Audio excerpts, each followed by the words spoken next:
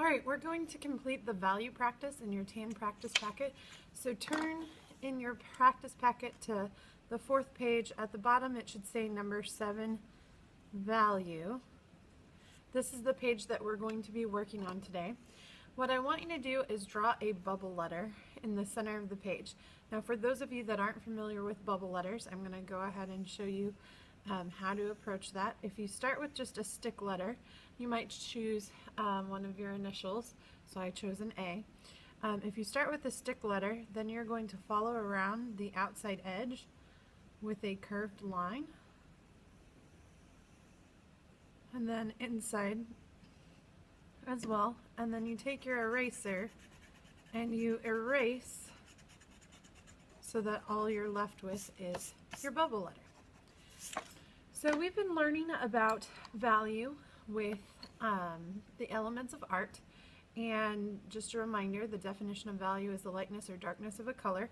We're going to be practicing today with colored pencil how to create different values. So one of the things we talked about on the first day of this project was you can control value by pressure. So if you press really lightly, you can get a light color.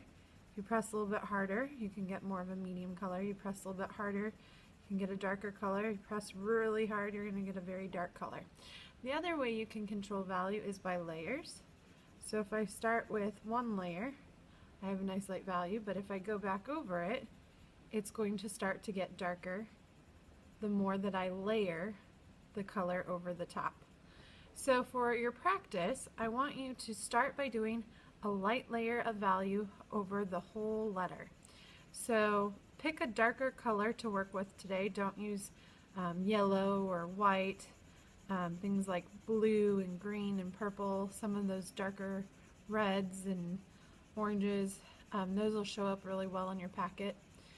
So you're going to pick a colored pencil from the colored pencil tow tray, and you're going to start by just giving your letter a nice light value.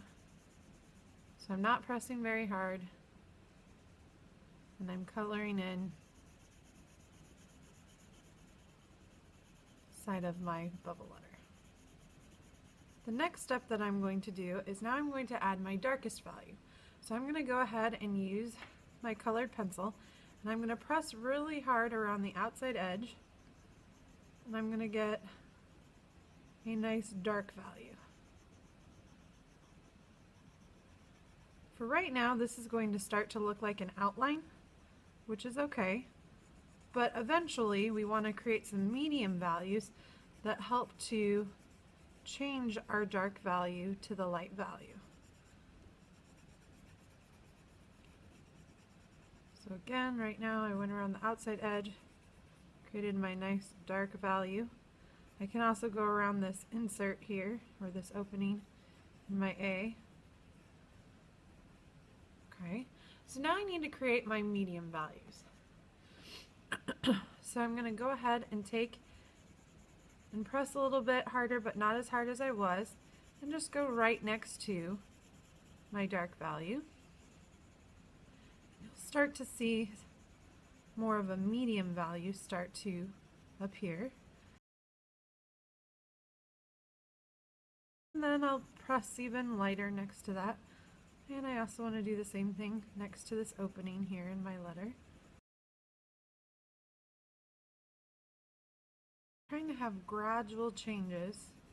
And if you're having trouble getting gradual changes, practice on your paper. Start light and gradually press harder until it becomes really dark.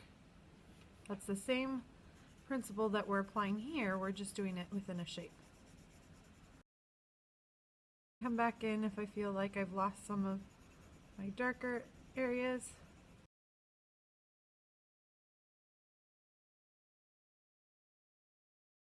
So when you're finished, your letter should look something like this.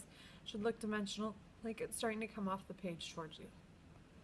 Okay, now that you've finished your value practice in your packet, we're going to start to color our creature on our final paper. So the first thing that I want you to do is go through and clean up your lines so that they look purposeful and that they're nice and light.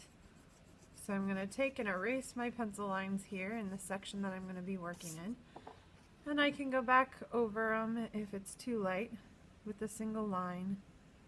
It's nice and neat, but I want to keep it very, very light because I want my colored pencil to be the focus and not be distracted by my graphite pencil line. So I'm just going to focus on showing you how to color and add value using the wings. So for this area, I've decided to go with the blue, and the same principles apply that we just used to shade our initial. So the first thing I'm going to do is I'm going to go ahead and just color in with a nice light value, carefully coloring in the same direction. I'm very lightly pressing the pencil to the paper. You'll notice I'm even using the side of the lead. The reason I'm doing this helps to get from getting lines in my value. I want to have a nice smooth color.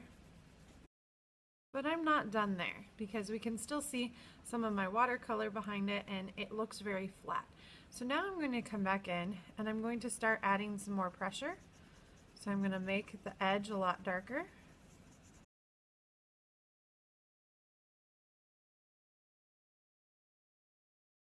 Now I don't want to have such a big jump between my values, so I'm going to come back in with my colored pencil. This time I'm not going to press quite as hard. I'm going to start adding some medium values.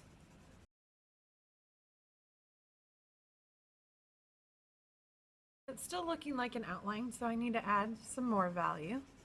So again, I'm going to come in. This time I'm not going to be pressing quite as hard as what I was. So again, keeping it pretty light.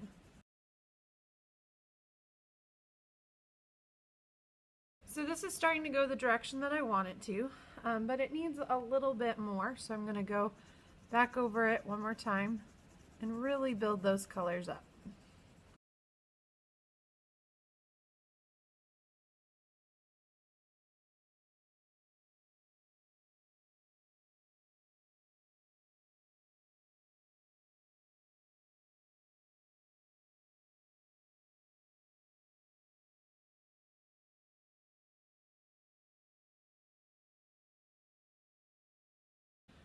So that is how you would want to approach coloring in.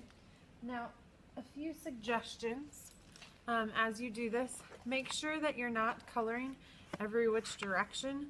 So if you're coloring in an area, don't change directions like this. It starts to look very scribbly. So what you want to do is color the same direction that whole time. And then if you are seeing scribble lines, another technique I want you to try moving your colored pencil in circles and going over those areas where you see those lines. If you use the circular method, sometimes that can help blend those in. So those are a couple of pointers. You can layer colors if you would like to layer some different colors together. So here I started with some dark green and layered some lighter green over the top. That's another way you can add some interest with colored pencil. But what I'm really looking for in your drawing is that I'm seeing it change visibly from dark to medium to light to really create a three-dimensional feeling in areas of your creature. Now, this is something I expect in the large areas of the creature. When you get to some of your small details like in the face, I don't expect to see value there because it's such a small area to work in. You can add value there if you would like, but so like the eye here, I wouldn't necessarily have to use that same technique, but in these larger areas where I'm coloring, I would expect to see you apply your values. Good luck!